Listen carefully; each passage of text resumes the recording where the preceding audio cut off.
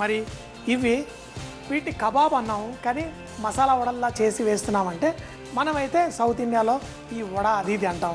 మరి ఇదే మనం వేరే దేశంలో చేస్తే అదే మాంసాహారాలతో చేస్తేనేమో కబాబ్స్ అంటాం, వెజిటేరియన్తో చేస్తే వెజిటేరియన్ కబాబ్. సో మరి దీన్ని వడ అనండి, మీరు దీన్ని అరటి పండు ఈ పప్పు వడ అనండి, లేకపోతే జస్ట్ మన ప్లాంటైన్ వెజిటేరియన్ కబాబ్ అని కూడా అనండి, మీ ఇష్టం. మీకు ఇష్టం వచ్చిన షేపుల్లో మీరు చేసుకోవచ్చు.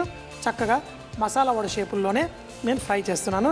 ఇలా మీరు కూడా చక్కగా ఫ్రై చేసుకోండి, చాలా టేస్టీగా ఉంటాయి.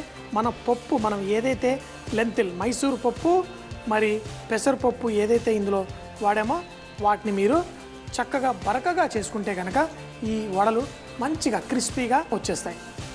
చాలా సింపుల్. ఇలా కావాలంటే చేతికి కొంచెం అంత నీళ్లు పెట్టుకుంటే ఇంకా ఈజీగా చేతిలో చేసేసుకోవచ్చు. వేసి చక్కగా కరకరలాడేంత వరకు ఫ్రై చేసుకుందాం. అరటికాయ కబాబులు రెడీ.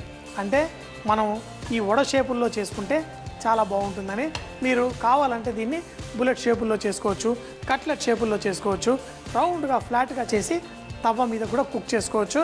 కానీ టేస్ట్ నాకు ఇలా నచ్చుతుంది, అందుకే నేను ఎప్పుడు చేసినా ఇలా డీప్ ఫ్రై చేసేస్తాను. ముఖ్యంగా మన పప్పు అవి వేసుకున్నప్పుడు చక్కగా కరకరలాడుతూ బ్రహ్మాండంగా ఉంటుంది. మరి ఇలా వేసుకొని వేడివేడిగా తినేస్తే అదిరిపోతుంది. ఈ అరటికాయ రెడీగా ఉన్నాయి.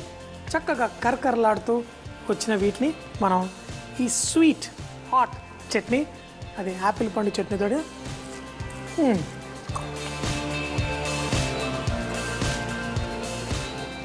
చాలా చాలా బాగుంది. హోటల్లో అక్కడ ఇక్కడ సర్వ్ చేసే ఈ వెజిటేరియన్ కబాబ్స్ ఎన్నో మీ ఇళ్లలో కూడా చేసుకోవచ్చు. వారే అనుకుంటూ ఎంజాయ్ చేయొచ్చు. మరి సింపుల్గా కాల్చిన అరటికాయతోటి మనం కబాబ్ నేర్చేసుకున్నాం. మీరు కూడా చేయండి, వేడివేడిగా తిని వారే అనండి, ఎందుకంటే సూపర్ అంటే సూపర్గా ఉంది. మరి